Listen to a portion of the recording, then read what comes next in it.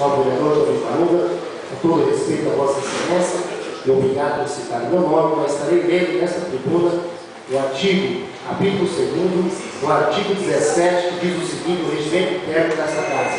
No seu artigo 17, ele diz o seguinte, no seu parágrafo de número 9, propor projeto de resolução que crie, transforme ou extinga cargos do serviço da Câmara e fixe ou aumente os respectivos vencimentos, bem como aqueles que tratam de organização e funcionamento de seus serviços.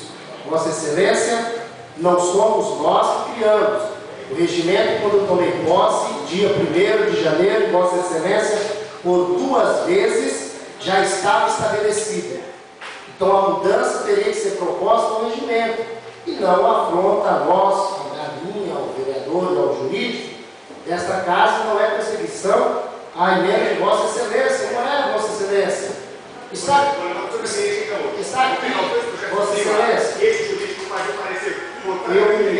Vossa Excelência, estou discutindo o parecer e a apresentação de Vossa Excelência, o substitutivo que Vossa Excelência apresentou, com todo respeito a Vossa Excelência. Não fui eu que criei e acabamos de criar e confeccionar. Não houve marco de xerox agora, não houve nada disso. O regimento interno desta casa já está estabelecido desde 5 de dezembro de 1990. Tomamos posse em 1º de janeiro de 2009. Estamos finalizando o 1º semestre e não somos nós. A informação que traga a Vossa Excelência, traga ao público presente, traga a todos, é o regimento interno desta casa. E não é a questão de pessoalidade, sabe disso. Obrigado, senhor presidente, senhores vereadores, senhoras e senhores aqui presentes.